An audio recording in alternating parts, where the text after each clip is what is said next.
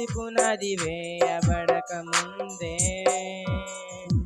నిత్యుడా నీలో నన్ను ముద్రించావు. జగతి పునాది వేయబడక ముందే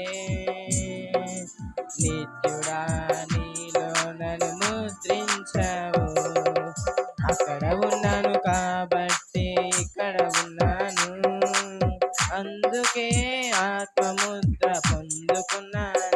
నేను అక్కడ ఉన్నాను కాబట్టి ఇక్కడ ఉన్నాను, అందుకే ఆత్మముద్ర పొందుకున్నాను.